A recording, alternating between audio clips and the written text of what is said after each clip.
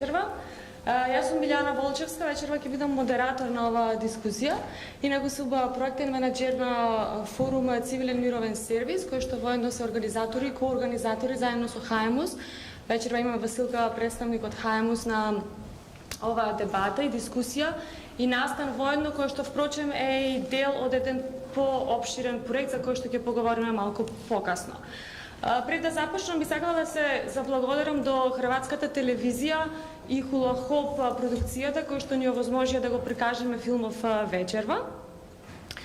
И за време на дискусијата во позадина ќе имаме презентација или ќе одат фотографии. Тоа е комбинација прво од една колекција на антропологот Мартин Джон Халперн. Благодарение на професорот Лјупчо Ристевски ја добивме оваа колекција, која е надополнета со дополнителни фотографии од архивата на ХМУС. Значи направивме една комбинација на постари фотографии.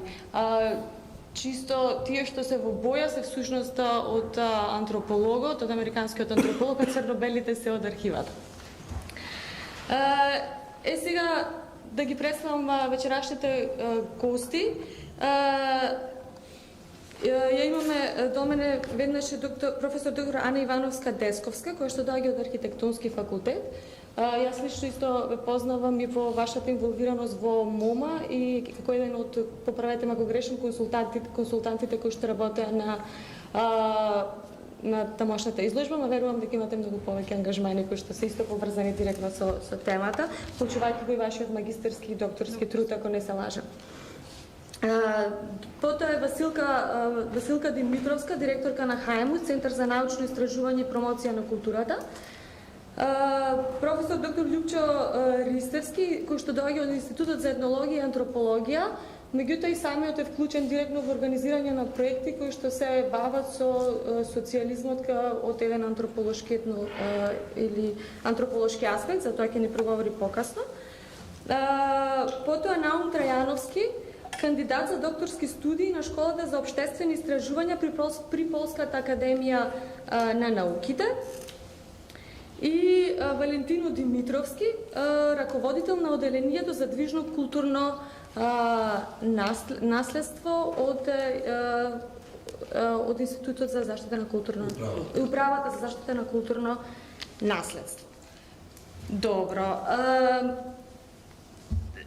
Јас нема да должам многу, затоа што имаме многу говорници кои што доаѓате сите ви од различни профили и тоа при изборот, значи, на говорниците поканивме намерно, да кажам, луѓе кои што доаѓаат од различни профили за да отвориме прашања кои што ќе го адресираат културното наследство или тоа од времето модернистичко културно наследство од повеќе аспекти. Значи, архитектонскиот би бил еден аспект, меѓутоа и како културното наследство денеска се сваќа во светот, како се изучува и кој е потенцијалот на тоа културно наследство, дали е тоа културно, символично, па дури и економско, ако сакате, економски потенцијал за тоа што представува денес и како можеме тоа да го искористиме за денешницата во која што живееме. Материјалните остатоци од оно што се било креирано за време на Југославија или за после земјотресно Скопје, значи таа материјална култура која што е присутна во урбаниот простор во Скопје, често пати ја гледаме како е запуштена, заборавена, видовме од филмот често пати дури и загушена, а сигурна сум дека има и случаи каде што дури била и намерно срушена. Исто така честите дисквалификувачки епитети за ова културно наследство го садскриваат фактот дека културната продукција на оно што било креирано за време на социјализмот или на социјалистичка федеративна република, на социјалистичка Југославија била многу поразнолика, повеќе слојна и покомплексна од оно што обично се претпоставува.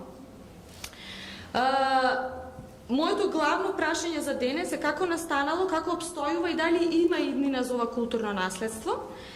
И еден само збор сакам да кажам за насловот на оваа дискусија, да инвестираме во футуризмот, затоа што мислам дека некогаш може да даде еден погрешен некаков погрешен надеж дека ќе разговараме за футуризмот, меѓутоа тоа е само една позајмена реченица од портата која што стои на влезот на уличката која што води кон влезот на Музеот на современа уметност. Футуризмот знаеме дека е една гранга на авангардата која што пак е поврзана со модернизмот и од тука не одвоива од таа модернистичка архитектура за која што ние сакаме денеска да говориме. Сега би сакала да започнам од вас, Ана, и мислам дека ќе одиме со ред. Ме интересира, откако го погледнавме филмот, мислам дека тешко е човек да не стане емотивен. Има тука различни вмешани емоции и меѓутоа јас сепак сакам да подам на друга поедовна точка. Каков овој југословенски модернизам, значи кој што го гледаме во културниот пејзаж на Скопје, како архитектура истражена од еден академски аспект, колку самите ние тука кај нас има интерес помеѓу академската фела да се истражува, да се вложува нели во креирање на знаење за оваа архитектура, дали се подучува за оваа архитектура на факултетот, ете конкретно. И како се истражува? Дали методолошки се представува, например, како едно заедничко минато со другите држави во поранешна Југославија? И најпосле, како, ако веќе, значи, ако постои опус на знаење постоечки, дали од таму произлегува еден критички осврт кон оваа архитектура? Бидејќи вие конкретно знам дека имате истражувано на оваа тема, сигурно знаете и колку се... Да. Па вака, секако дека постои материјал кој што се осврнува на областа. Тука пред се би сакала да го истакнам истражувањето и работата на професор Токарев, кој што е тука во публиката, кој што е еден од првите кој што направи еден сеопфатен преглед на македонската модерна архитектура во рамките на архитектурата на поранешна Југославија, значи една книга во еден сегмент од неговата трилогија која што се однесува на модерната архитектура, модерна и современа архитектура, прво во глобални рамки, а после третиот дел од тие книги се однесува конкретно на архитектурата на поранешните југословенски простори и сегментот на Македонија вграден во рамките на тоа дело. Понатаму професор Георги Константиновски, кој што го видовте и во филмот, исто така направи еден обид да направи, тој повеќе како преглед, еден индекс на македонски архитекти, да ги собере по име и презиме или со нивните најзначени дела, кој што нема за цел да биде било каков критички осврт, нема некаков текстуален дел кој што ќе појаснува, туку чисто во форма на некаков алманах. Јас и групата колеги со кои што работиме веќе 10 години исто така се бавиме со темата на модерното наследство, особено на Скопје. Се уште го откриваме, го истражуваме, го анализираме и секако дека тоа треба да се прошири на пошироката територија на Македонија. Меѓутоа, наспроти се, можам да кажам дека многу помалку истражано, многу помалку публикувано, многу помалку документирано, собран архивски материјал, отколку што е тоа случајот во другите поранешни републики на Југославија. Хрватска е еден добар пример, да речеме, и Марој Мрдулјаш, кој што го видовме во филмот, еден од најголемите авторитети кога станува збор за архитектурата на територијата на поранешна Југославија, особено за овие понови генерации кои што не само ја презентираат, туку даваат еден критички осврт кој што е врзан и со општествено-политичките односи тогаш во Југославија, со економската состојба, со врските, со глобалните релации и така натаму. Тој заедно со Владимир Кулич издадоа 2 книги кои што беа клучни да го отпочнат, ми се чини, оној процес на превреднување на архитектурата на Југославија. Тоа беше некаде, мислам дека излегуваат пишат во 2012 година. Една е резултат на проектот недовршени модернизации или unfinished modernizations, додека другата беше Modernism in between. и тие мислам дека ги поставија темелите на оваа нова генерација на архитекти, историчари на архитектура, архитектонски критичари кои што се бават со оваа тема на територијата на поранешна Југославија и кои што нудат некакви нови вмрежувања, барање нови релации, кои што дел од нив беа и дел од овој кураторски Curatorial Advisory Board, некаков советодавен тим на главните куратори на изложбата во МОМА, која што беше минатата година. Така да, секако дека постојат напори, меѓутоа мислам дека постои и такако многу простор да се работи се уште, да се открива, да се документира, да се собира материјал, бидејќи кај нас интересна е ситуацијата дека не само што се објектите загрозени од различни причини, туку исто така загрозени се информациите за објектите, бидејќи големите проектантски бироа се распадна и градежни компании, голем дел од тие архиви се уништени, не постојат. Видовме дека изгоре пред некоја година и Заводот за урбанизам и архитектура, архивата која што беше во тој момент таму неповратно исчезна, така да треба уште многу да се работи со цел да се собере на едно место тој материјал и не само да се собере, туку и да стане достапен за идни истражувачи. Кај нас состојбата е дека секој кој што истражува како да почнува од почеток. Не знам колку ви одговорив сега на прашањето. Да, секако, да. Мислам дека ќе се навратиме повторно на некои работи кои што сега ги начнавте. Меѓутоа, сакам да Василка вас да ве прашам, вие имате една друга перспектива, значи од перспективата од тие кои што се ја конзумираат, да речем, го конзумираат културното наследство, оние кои што се туристи, значи и сте во секојдневен контакт со публиката, да речем.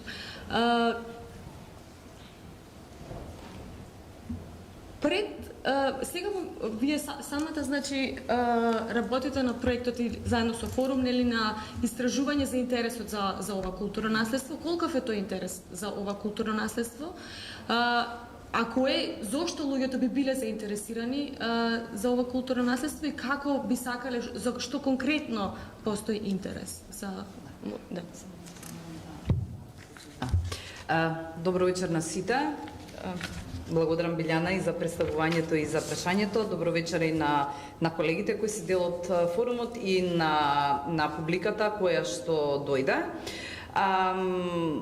Ние сме како ХАЕМ, како представник на ХАЕМУС, значи ние сме коорганизатори на овој настан и јас упатувам благодарност до форум Цивилен мировен сервис што и да ни овозможи да учествуваме во овој настан, бидејќи идејата е стара, меѓутоа најдовме начин некако да ја реализираме и пред да ти одговорам на ова прашање, а ќе стигнам до тоа прашање, нема да го заборавам.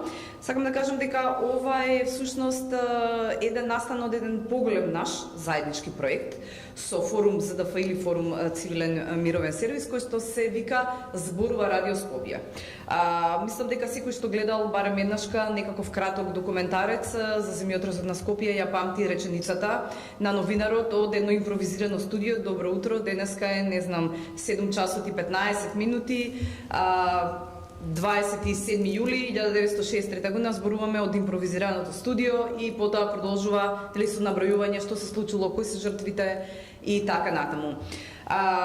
Идејата потекна всушност од едно сосема обично прашање кое што ние го поставивме на групата Стари Скопјани, можеби некој од вас е член на таа група на Facebook. Таа група брои околу 16-17 илјади членови и поставивме едно прашање до луѓето, кога би се правила изложба или некаков настан или било што се однесува на Скопје, што тие најмногу би сакале да видат, да доживеат, да искусат, да споделат. Јас сега читам од белешката, пошто ова е принт скрин, иначе сме го објавиле на 29 јули, значи може да се види, достапно е на групата. Одговорено повеќе од 250 луѓе, што нас вака пријатно не изненади. Анкетата беше поделена на периоди, значи на сегменти и така натаму и на крајот испадна дека најмногу луѓе одговориле дека ги интересира периодот на 60 и 70 години од 20-тиот век, дека најмногу ги интересираат објекти, палати, улици, кафеани и хотели. Значи тоа е она што моменталната генерација која што веројатно е повозрасна и која што се сеќава на тоа постземјотресно Скопје, Значи, сака да го сподели. И тие тоа и го споделуваат. Затоа кога ќе се каже старо Скопје, тоа не е старо Скопје од 20 или 30 години. За оваа генерација старо Скопје е Скопје од 60-тите и од 70-тите години. И сега, тоа ни беше една иницијална капсула, како да почнеме да го организираме проектот, и јас пак ќе кажам фала на форум ЗФД што наидоа на разбирање за една тематика која што скоро воопшто и не е популарна, ниту научно, ниту медиумски, освен ако нема некој скандал. Нели? За материјалното и нематеријалното наследство од тој период, поточно од периодот на социјализма. Така настана проектот кој што тече.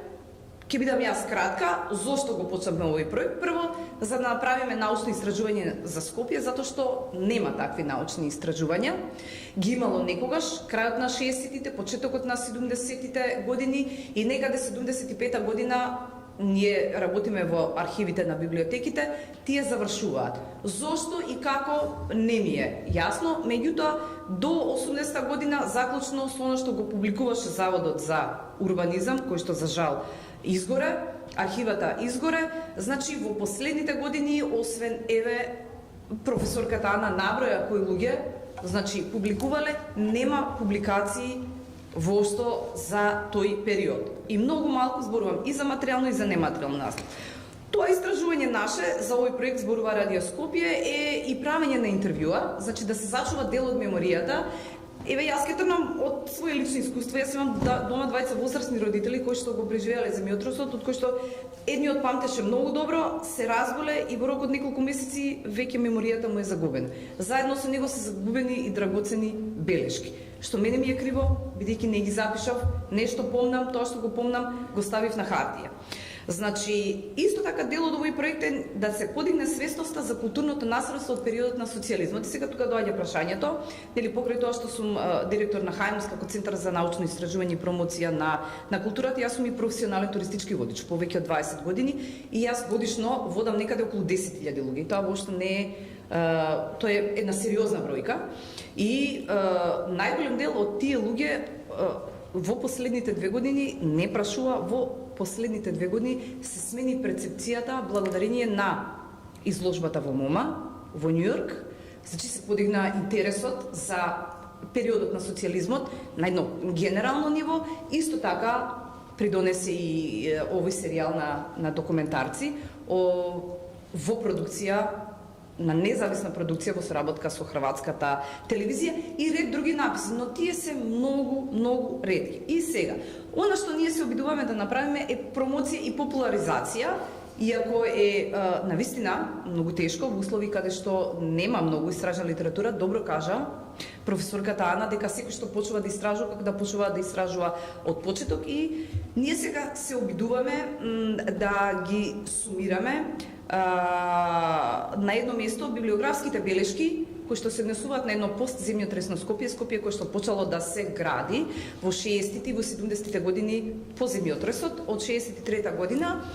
И мене ми е многу драго што нашиот резултат ќе биде набрзо многу видлив, поточно ќе заврши со Google Play апликација, каде што најголем дел од овие објекти кои што се изградени од модерната архитектура ќе бидат достапни на една апликација, групирани по објекти, по типологија на архитектура, во предложени тури, рути, итинерари, затоа што сметавме дека за разлика од нематеријалното наследство за кој што ќе зборува повеќе колегата, архитектурата е сепак нешто што е многу видливо, нешто што не може така лесно да се заобиколи, не мора да се дојде во една одредена држава за да, нели, тоа виртуелно се види, за разлика од нематеријалното културно наследство кој што е многу почувствително.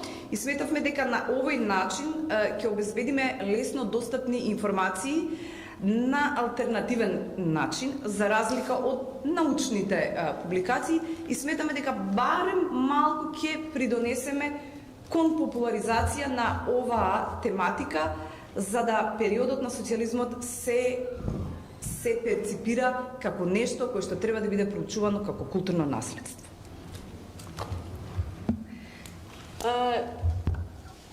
Ти благодарам. Веќе начнати културното наследство и делејќи го на материјално и нематеријално културно наследство.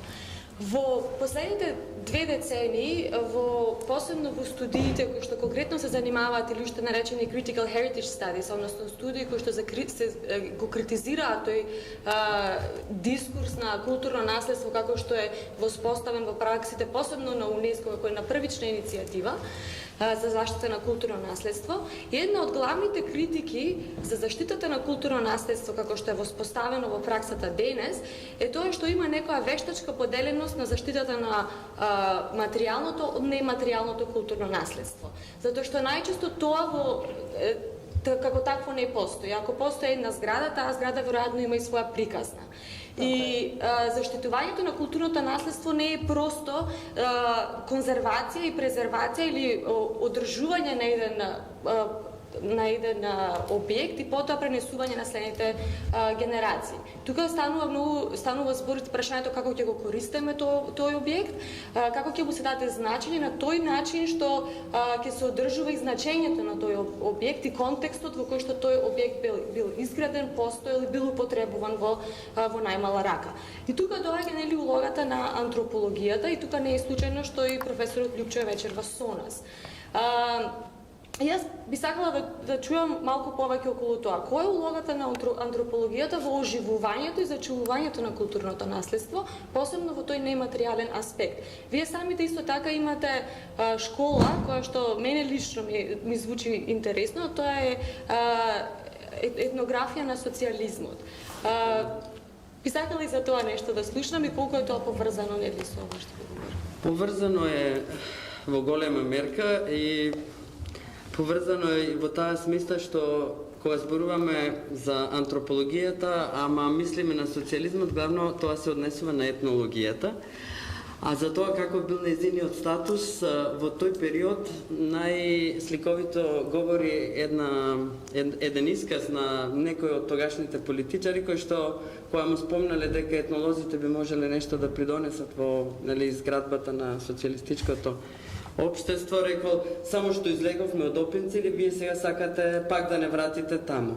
Ова изјава или исказ на некој начин се надоврзува на идејата која што во основа во вид на интерпретација на социјалистичкото минато наше во основа се поврзува со модерноста, односно со навлегувањето на модерноста во овие простори, од една страна, етнологијата најверојатно како насочена кон проучување повеќе на традиционалното општество, традиционалните вредности, на некој начин им звучала страшно во тој период. И така, уште од самиот почеток настанува една поприлична колизија, така што етнологијата имала релативно периферна улога во речиси целиот тој период.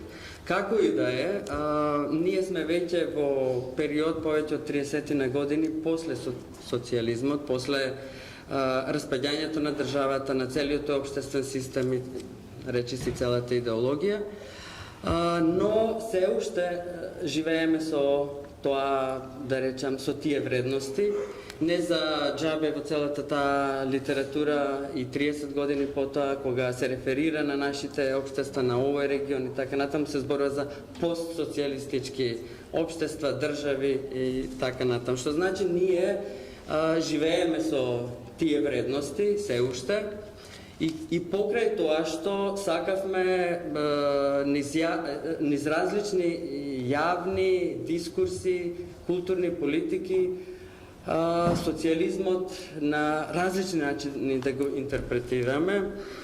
Она што е важно, ние мора да се соочиме со социјализмот. Значи, во научните истражувања, во јавните дебати, во сите сфери, најмногу од се и во образованието, зашто во учебниците по историја, општество, социологија и така натаму, имаме се уште големи празнини во начините на кои што се интерпретира целиот овој период.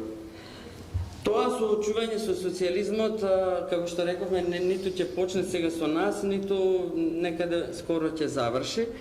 Туку тоа очигледно се движи во целиот овој период 30 на години и резултатите од сите овие соочувања ние ги гледавме, еве дури и на овој филм кој што кажува многу, така што ние вечерва може и помалку дури да говориме.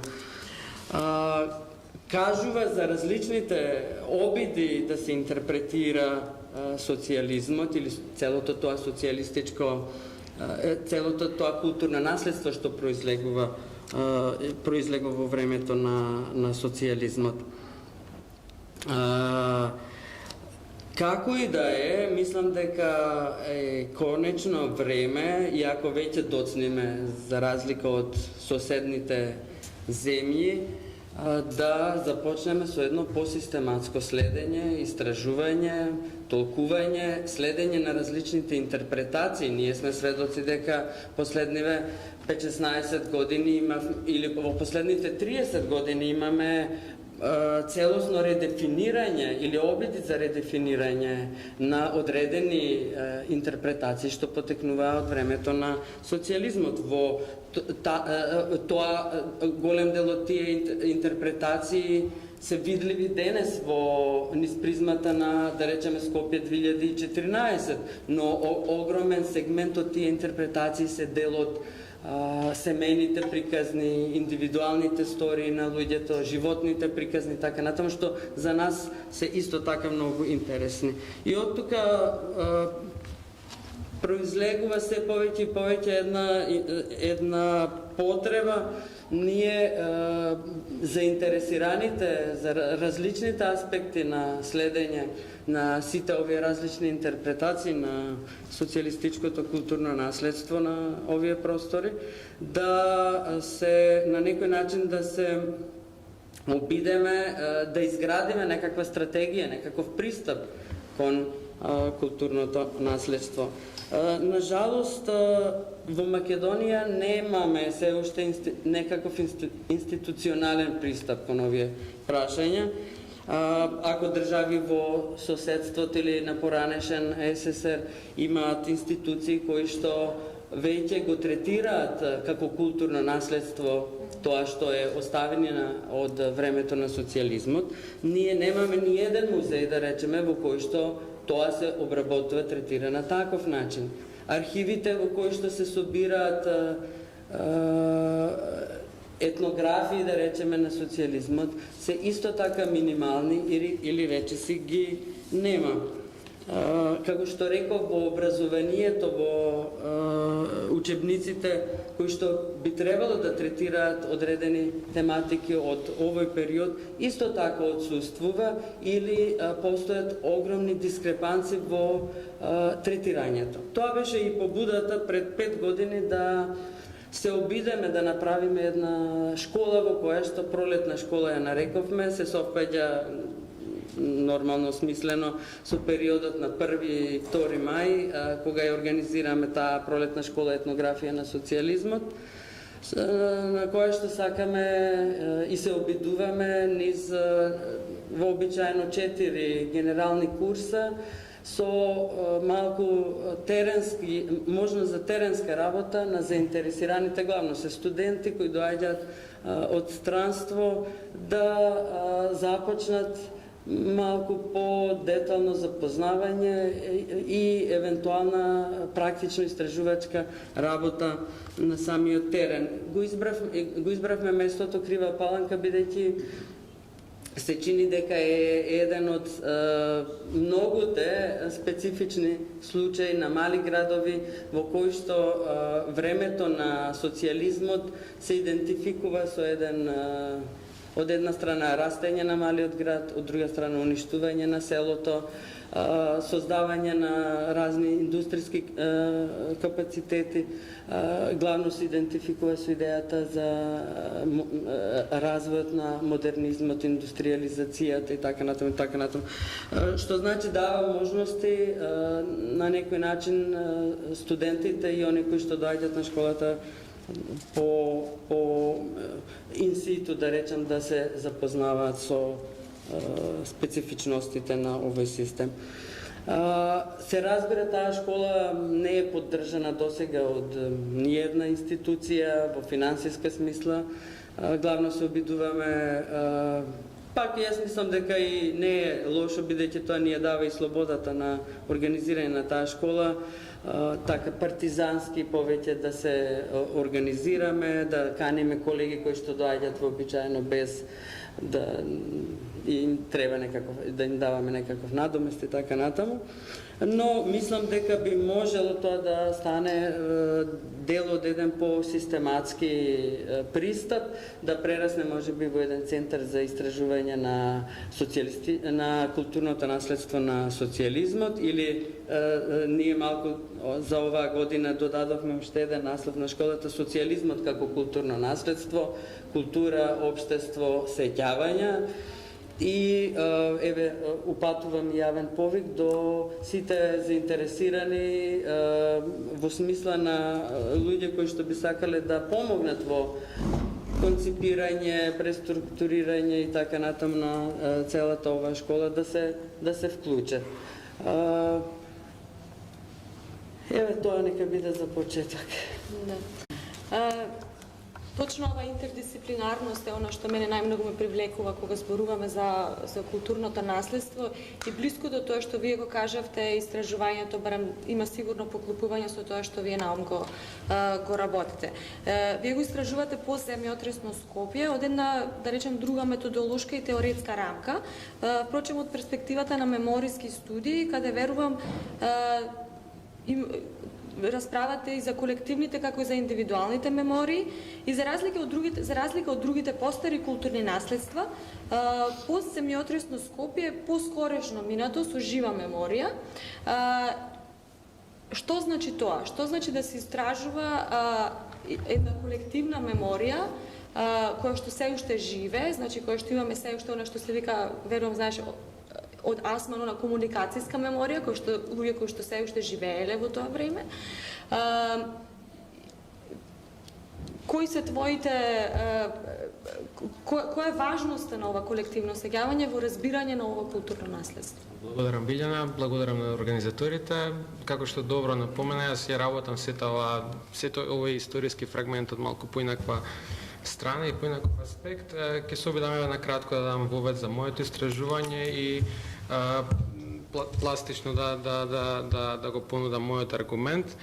Значи, мојата теза главно се однесува на транснационалните мрежи на експертска помош за време на студената војна, со особен осврт на општествените науки од една страна, а од друга страна мнемоничките и културни креации на солидарноста, нормално со еден посебен осврт или студија на случај на Скопје и постземјотрес на Скопје, односно земјотресот во Скопје во 1963 година и постземјотресната обнова.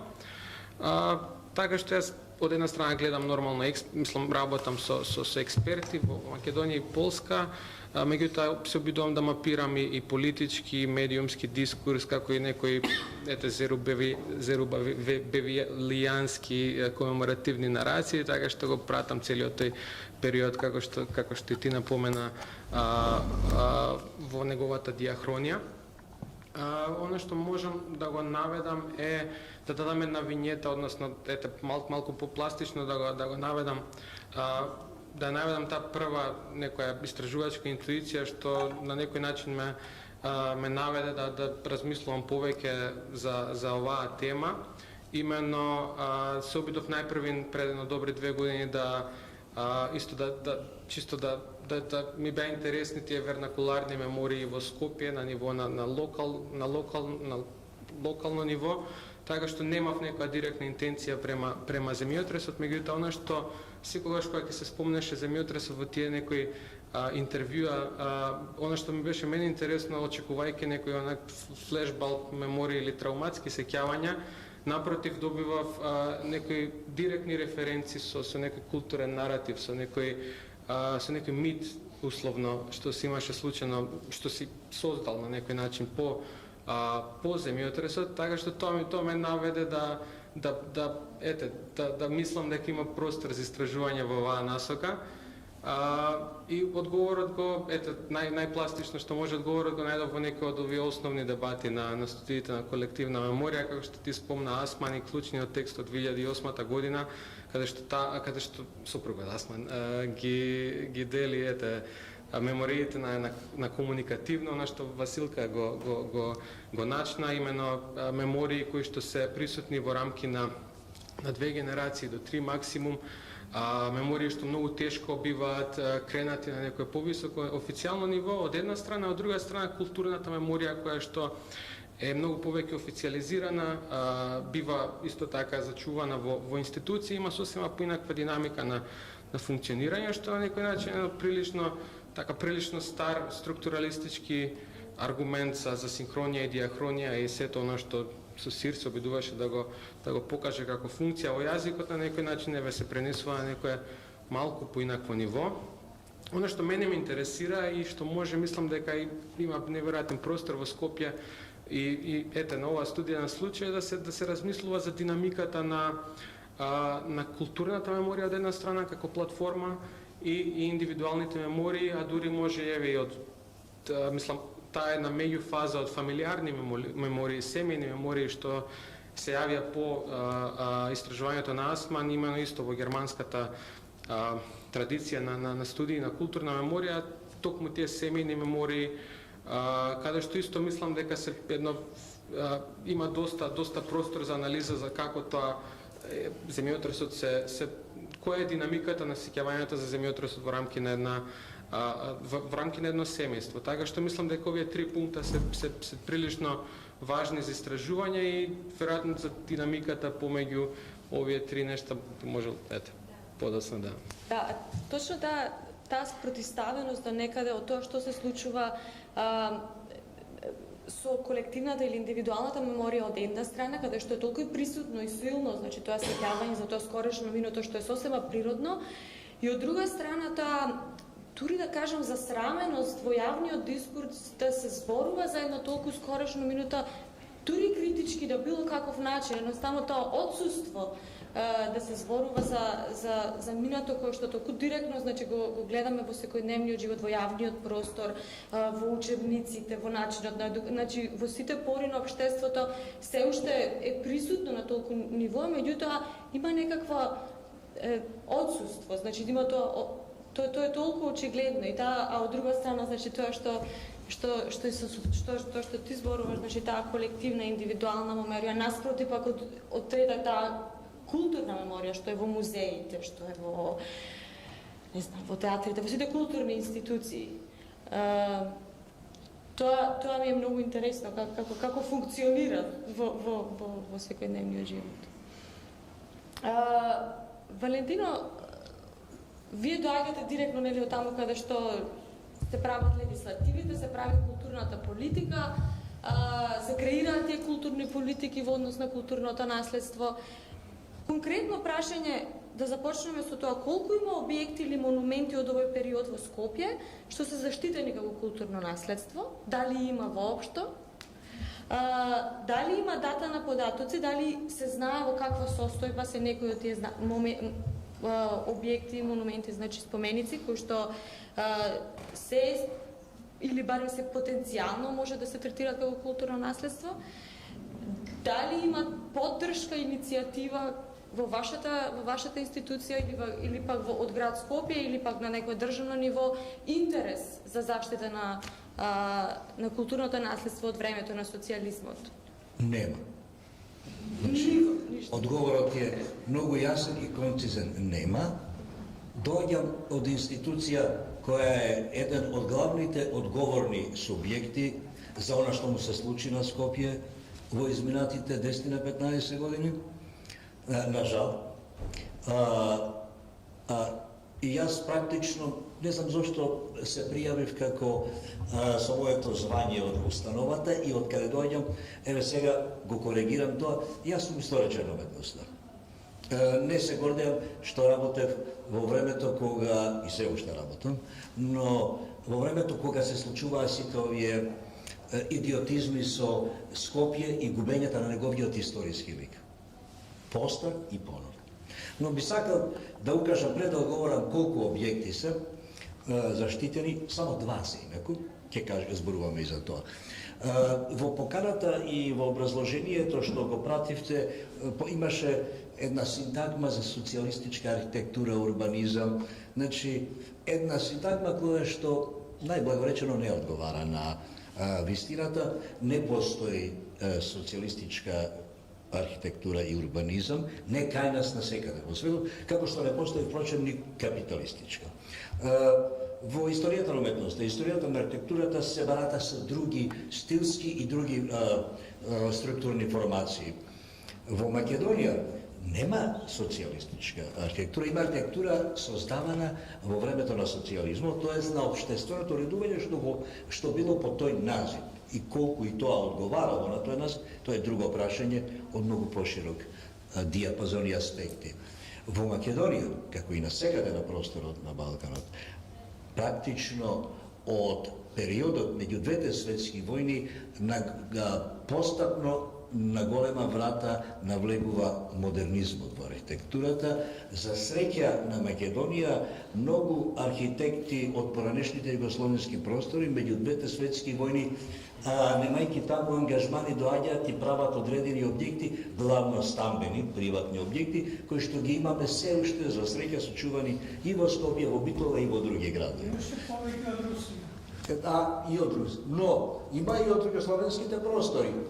И тоа се многу интересни, за жал тие се девастираат полека, но и многу интересни примери на рана модерна во архитектурата. По Втората светска војна, модерната практично навлегува на голема врата. Не постои друг тип на архитектура.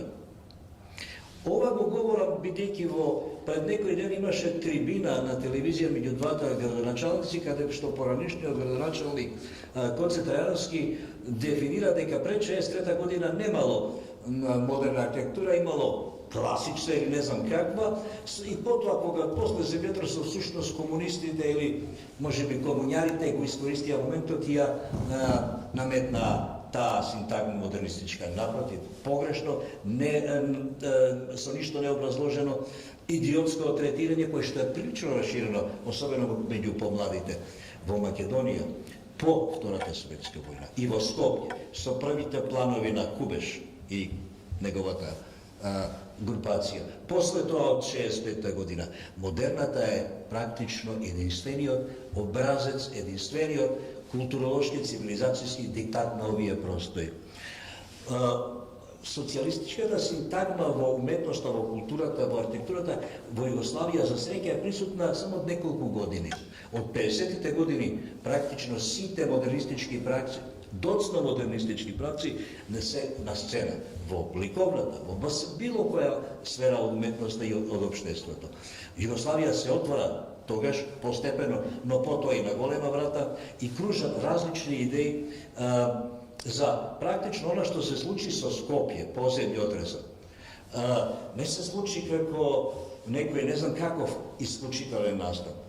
Со земјотресот всушност само се интензивираше, се забрза процесот на модернизацијата во една емансипаторска, прогресистичка и футуристичка насока. Во Скопје и во Македонија постојат и се уште, за жал некои од нив се девастирани, примери на извонредна архитектура модернистичка од 50-тите години, од почетокот на 60-тите години. Зградата на ЕБА, на ЕСМ, класичен пример на модернистичката интернационална уметност во светот во тие години, во 50-тите. Така да ја отстраниме еднаш за секогаш таа погрешна синтагма социјалистичка, не знам, архитектура или уметност, тоа е многу близко со она што сакат и да го дека тоа кој некаква комуњарска. Синтагма која што апсолутно не одговара на вистината и има исклучително идеолошки представ. Да ви одговарам на вашето прашање. Постојат два објекти што се заштитени согласно Законот за заштита на културното наследство. Градската болница 8 септември или се вика, не сум сигурен, од Драго Ибнер, подигната во 30-тите години. Светина Мохридски, не е битно, ние ја знаеме како градска болница. И од познатиот хрватски автор Драго Ибнер, Изводрен пример на модерна архитектура, на рана модерна за балканските простори во Скопје и во Македонија, воопшто на просторот на цела Југославија, и објектот на хотелот Палас од Едо Беф, словенечки архитект, подигнат 61 година. Железничка станица? Молам? Sa stara železnička stanica? Сакам да кажам, со класична модернистичка профилација, железничката станица е сепак малку во поинаков стилски образец. Да, таа е заштитена и како објект и како музеј. Но ова се два примери на изразито модернистичка архитектура што се заштитени. И се влезени во мапа на одредени изданија во светот. Пред повеќе неколку години една италијанска групација направи големо мапирање на модернистичката архитектура и процедурите за ставање под заштита на овој вид на културно наследство, од кај нас брега овие единствени кои што ги имаме. Може вака на... Сакала да се надуврзам на тоа што го кажавте сега, бидејќи сметам дека е мощно значајно. Почнавме некако наназад од пуздами од ресната обнова, па сега се враќаме кон напред. Вие добро прецизно ги дефиниравте, тие се клучните три модернизацијски периоди. Едниот е меѓу двете светски војни, вториот е после Втората светска војна и за Скопје карактеристичен овој после земјотресот, кој што не е врзан со политички прегин, туку е има карактеристични прегин. Не, да, меѓутоа карактеристично е дека не овие претходните се врзани со некаков политичка промена, а ова е врзан со природната катастрофа, инаку државата продолжува во континуитет. Сега ми избега сега мислата во нека друга насока, неважно. Исто така е важно тоа што го спомнавте овде, дискусијата започна како да зборуваме за веќе потврдено културно наследство, односно градителско наследство. Добро е тоа што го кажавте дека ова архитектура речиси да не е препознаена или воопшто не е препознаена како некакво културно наследство.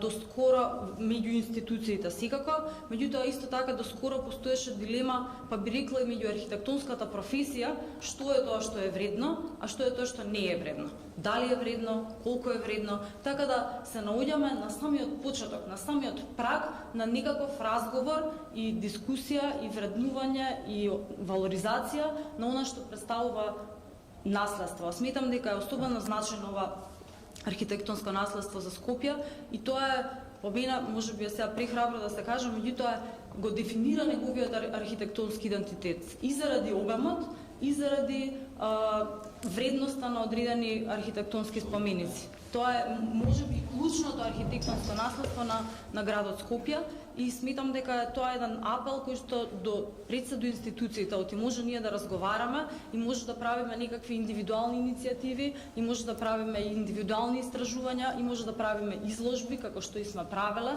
Ние влеговме со тимот со кој што работам во еден процес на некаква експериментална заштита, бидејќи не е присутна во институциите, ние спроведуваме лично, па истражуваме објекти или истражуваме архитекти или истражуваме некакви теми, па ги покажуваме јавно со ограничени ресурси, со своји средства и така натака, се со цел да активираме некаква пред се поширока дискусија и да го кренеме тоа нивото на препознавање, за да може да со надеж дека еден ден и институциите ќе започнат таа битка и ќе го потврдат значењето на оваа архитектура и мислам дека е тажно дека повторно потврдата ни доаѓа од надвор. Дека повторно и тоа што рековте расте интересот, тоа не е случајно. Интересот генерално расте за повојната архитектура во светски рамки, некаде таа веќе потврдена, сега во поново време расте за 60-тите и 70-тите години, се повторно се препознава, се поставуваат прашања во однос на тој така наречен брутализам, па се и се што влегува во брутализам. И така да во рамките на тој бран доаѓа и до некаков зголемен интерес за архитектурата на Скопје, кој што е особено карактеристична и ја има во многу голем процент овде, токму заради тоа што настанала катастрофа, па морало одеднаш многу да се гради. И исто така, значи, тоа беше во однос на интересот, дека расте интересот и сметам дека треба да го фатиме тој бран на интерес и да ја впишеме својата архитектура во па да речем и светските некакви карти и учебници и вреднувања и превреднувања на архитектурата. Дотолку повеќе ова што го зборувате, затоа што има доволно историска дистанца. За сепак некои работи да легнат и вредносно аксиолошки и содржински да веќе доволно зборуваат и сами за себе, без целокупниот идеолошки бараж кој што од времето во кој што биле создавани, така да нивната евалуација, нивната интерпретација сега е ослободена од близината на времето во кое што била создавана. Доволно има, значи, времена дистанца, доволно има, има само една работа што недостасува за жал, а тоа е интересот и недоволниот капацитет на надлежните установи за да се почне тој процес. Бидејќи процесот на заштита на ова култура, ја можам го прихваќам именувањето како културно наследство, бидејќи има доволно инстант, би бил прилично сложен и скап, бидејќи треба да знаете дека заштитата не е само ставање во списокот на регистарот на споменици на културно наследство, подразбира и заштитен режим кој што потоа отвара одредени финансиски, стручни и секакви други импликации. Но за вредностите на ова доволно зборува што за сите овие објекти, ансамбли и урбанистички решенија по Скопје учествувале видни стручни лица од кај нас, од тогашната Југославија и од светот. Нешто што нема да се повтори после тоа. Нешто потоа што ќе заглиби во провинцијализмот на она што можеби Скопје вака само наекстатично го открива Скопје 2014, мислам. Тоа е единствениот период во пуновата историја на Скопје кога Скопје уди паралелно со светските процеси. Во чекор со она што се случува во светскиот урбанизам и архитектура. И таа истовременост не е само во архитектурата. 50-тите и 60-тите години се исто така неверојатно движењата во ликовната и во некои други уметности, каде што се случуваат појави кои што заостануваат неколку години само од она што се случува во некои центри во Европа и во светот. Никогаш повеќе Македонија нема таа изохронија да ја постигне, за жал. Може ли јас Апсолутно се сложувам со колегите. Јас би сакла само да имаме една малку поинаква перспектива, бидејќи верувам дека прво имаме различен тип на публика која што вечерва не слуша, второ дебатата ја снимаме и ќе извлечеме многу поуки, таа може да отиде онлайн и не гледам зошто не би отишла. Само да појасниме што е културно наследство и мислам дека колегата Валентино тоа најдобро. Јас само ќе го сумирам дека кога нешто се обсервира како културно наследство, барем според законот, тоа е нешто што човекот го остава за себе. Има различни идеолошки, функционални, архитектонски, археолошки и секакви други карактеристики кои што се многу важни, нели, од нив нешто да се научи, но најважно е дека тоа е нешто што го создава човекот во минатото или во сегашноста. Од оваа перспектива, бидејќи јас сум инаку археолог, можам да ви кажам дека културно наследство се алатките од Олдувај, кои што се стари 2,1 милиони години пред наша ера, меѓутоа културно наследство се и оние првина цигли на Ериксон, видете сигурно некој од вас имал или вашите родители може би имале на мобилни телефони. Значи, што е културно наследство? Има некакви дефиниции светски дека културно наследство треба да биде постаро, не знам, од 50 или од 100 години и така натаму. Меѓутоа, што е благодарам. Што е вистинската перцепција, што е културно наследство, практично ги одредува карактеристиките на самото наследство, независно дали е материјално и нематеријално наследство. Така да, многу беше добро кажано дека веќе има една историска дистанца за периодот на социјализмот, каде што можеме сите видови на наследство да ги, јас повторувам, материјално и нематеријално културно наследство, бидејќи луѓето можеби, обичните луѓе можеби не ја прават таа разлика, а секако највидливо е архитектонското наследство, ние забораваме дека дома имаме еден куп на обичаи кои што ги практикуваме и ја многу пати сум слушнала, абе ти тоа дедот ти од социјализмот си го научил и така натаму. Меѓутоа, да се вратим значи на ова главното, мислам дека Валентино сепак може најдобро да ни објасни една кратка поставка кој може да предложи и како е започнувањето на процедурата, бидејќи тоа е оствари од витално значење. Бидејќи тоа луѓето Таа тема толку е широка. Не, многу. Ја предав 4 семестри. Не може да се збори за 4 минути. Видите вака. Не мора да зборуваме за целата валоризација, Не. чисто за покренување на иницијатива. Покренување на иницијатива може да дојде од различни места и од различни правци. Можат и поединечни субјекти, владини, невладини, организации, институции, но по законот самата процедурата за воспоставување заштита мора да оди преку еден од надлежните установи за недвижно, за движно и за нематеријално културно наследство. Значи мора, има повеќе причини зошто е тоа, но иницијативата може да дојде од било кој во држава. Друго, во процедурите за воспоставување може да бидат вклучени и луѓе кои што не работат во установите. И како? Значи, да се во тимовите каде што прво се прави валоризација на дадениот објект, потоа се поминува на стручна контрола и зависно од категоријата која што се предвидува, или управата го прогласува, или оди на влада на прогласување ако станува збор за категоријата културно наследство од особено значење. Значи може навистина како иницијатива од било каде, но како процедура морат надлежните установи да ја спроведуваат. Добро. Тоа е во однос на процедура. Меѓутоа, сепак е јасно дека во креирање на културната политика, во однос на кое културно наследство, од кој период ќе се преферира пред некое друго, тоа е сигурно очигледно. Мислам дека кога ќе погледнеме кои спомените се заштитени кај нас, да речеме византиското културно наследство, е секако едно од поприоритизираните, кој што може би со право, нели, поради временската дистанца и сето тоа. Вие рековте дека нема капацитет во институциите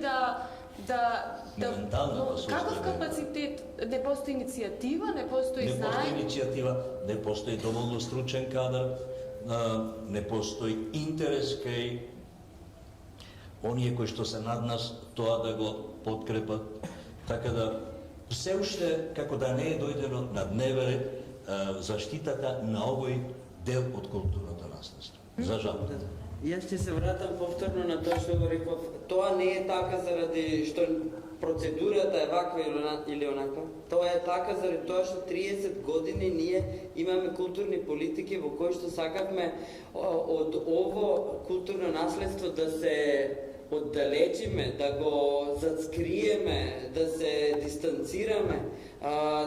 Ние и не сме во толку страшна ситуација во тој поглед. Ако земеме неколку соседни држави, таму имаме уште културни политики кои што дури и во учебниците се до толку дистанцираат што се откажуваат од културното наследство на социјализмот.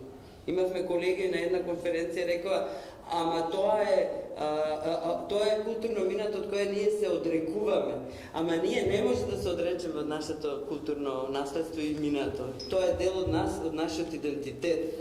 Додека тоа не стане сега дел од јавниот дискурс и дел од културните политики кај нас, нема да има капацитети и нема да има начини како да стигнеме до негово валоризирање, вреднување и заштита. Тоа е, според мене.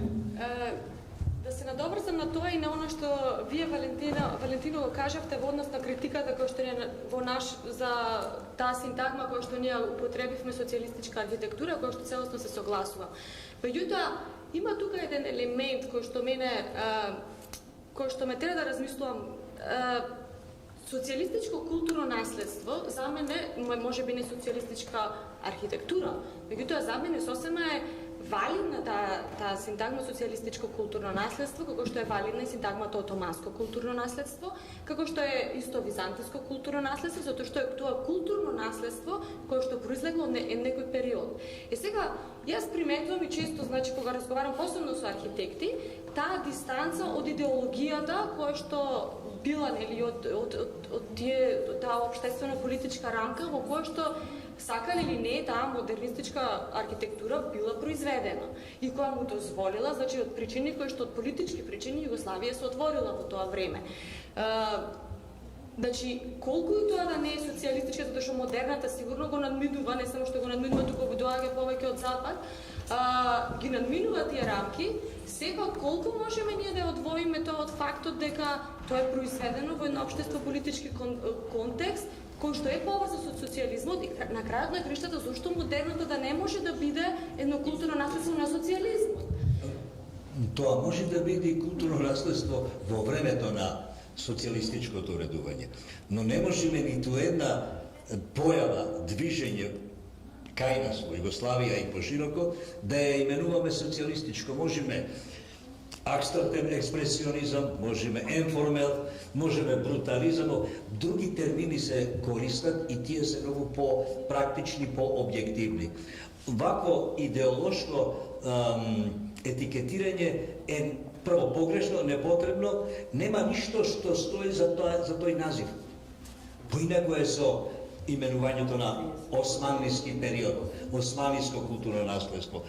Тоа укажува на едно време во кое што имал одредна држава. Исто така како што византиското. Тоа не се однесува на општествено уредување, се однесува на државите кои во чии рамки и на империите во чии рамки било создавено одредена култура и културно наследство. Кај нас тоа многу повеќе одговара на вистината да се каже југословенска уметност, југословенска архитектура, но не идеолошкиот предзнак. Особено што тој идеолошки презнак веќе од крајот, почетокот на 50-тите, веќе не игра улога во содржина на тие појави. Тоа едноставно не постои. Социјалистичкиот реализам кај нас, па дури и го немало речиси. Во Југославија трае неколку години само. Со тоа завршува. Само кратко се гледам како тие што се занимаваат повеќе со етнологија мемориски студии. Од друга страна пак во етнологијата и па дури во мемориските студии постојат едни истражувања во однос на ако не постои социјалистичко културно наследство или културното наследство на Југославија, да го користиме, се согласувам синтагма дека што многу конкретно веќе почнуваат да ги истражуваат обредите, да речем, на тоа време, прославата на 1 мај. Значи, животот и секојдневието, колку пак има интерес за тоа културно наследство кое што е нематеријално, тоа е значи комеморација на историски настани, комеморативни места, значи сето тоа кое што е поврзано околу оно што се вика перформинг или изведување значи на тоа културно наследство во јавниот простор. Тоа веќе заслужува тако. Значи тако именување. Тоа веќе може да се. Да, и мислам дека треба да преминеме со прашања. Не е тоа само перформинг, тоа не е само презентација, тоа е живење. Значи, ние зборуваме за карактеристики на секојдневието, за карактеристики на стил на живење. И сега ние можеме да полемизираме, но сега нема да го правиме тоа, но јас мислам дека не можеме до крај да се абстрахираме од социјалистичкото. И нема потреба да се абстрахираме. Не, тоа не значи. Тоа е дел од тоа не значи тоа. Дайте ни да кажеме нешто. Само уште нешто кратко. Јас исто така се согласувам дека не може да се дефинира како социјалистичка архитектура и социјалистичка уметност. И една од главните причини е точно тој прекин кој што се случува во 1948 година со Сталин и со Источниот блок, кога Југославија излегува од рамки на тој блок и ја користи архитектурата и уметноста како начин да ја покаже, точно да ја покаже таа дистанца во однос на другите земји, другите социјалистички држави.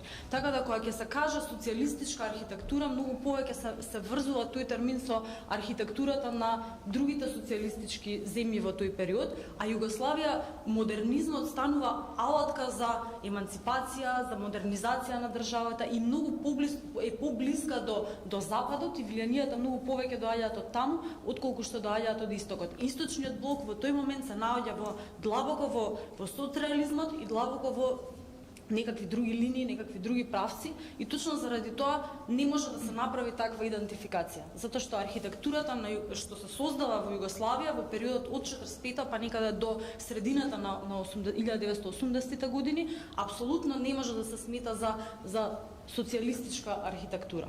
туку представува еден сосема поинаков отклон од сето ова. Но антрополошките студии може да ја користат таа синтагма. Затоа што има содржина на социјалистичко живење и символика и перформинг, каде што тоа може да се именува така.